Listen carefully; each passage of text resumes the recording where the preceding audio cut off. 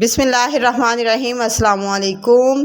جیسا کہ خبروں میں سوشل میڈیا پر یہ چیزیں بہت زیادہ وائرل ہو رہی ہیں کہ ٹی ایل پی کے رہنما سید سعد حسن رضوی صاحب کو شوٹ کر دیا گیا ہے اور وہ بہت ہی کرٹیکل کنڈیشن میں ہاسپٹل میں ایڈمٹ ہیں اور 3 گولیاں ان پر لگی ہیں۔ ایسی خبریں کیا سچ میں حقیقت پر مبنی ہیں؟ کیا اس کا صرف اور صرف یہی مقصد ہے کہ دنیا میں یا پاکستان میں انتشار پھیلایا جا سکے؟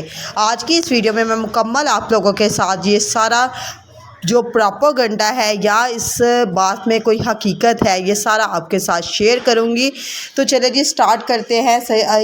جو سعد حسن رضوی صاحب ہے، بتایا یہ جا رہا ہے کہ یہ اپنے قافلے میں موجود تھے، یہ لوگوں کے ساتھ ملاقات کر رہے تھے اور وہاں پر ایک دم سے کہیں سے گولیوں کی آواز آئی اور ان لوگوں کو لگا کہ سید سعد حسن رضوی صاحب کو کوئی شوٹ کر گیا ہے یا ان کو گولی لگ گئی ہے۔ اس معاملے کی جو ہے تہ تک نہیں، یہ البتہ پروپیگنڈا ہی پھیلایا جا رہا ہے، کیونکہ ابھی اس بات کی کسی نے کسی چیز کی کسی بھی ٹی ایل پی کے رہنما نے کوئی تصدیق نہیں کی۔ البتہ سوشل میڈیا پر ایسی خبریں بہت زیادہ وائرل ہو رہی ہیں اور لوگ دیکھ بھی رہے ہیں، بس ان کا یہی مقصد ہوتا ہے کہ ہم وائرل ہو جائے کسی نہ کسی طریقے سے، جبکہ ایسی خبریں جن کی کوئی تصدیق نہ ہو، ایسی خبریں ملک میں بہت زیادہ انتشار کا باعث بھی بنتی ہیں۔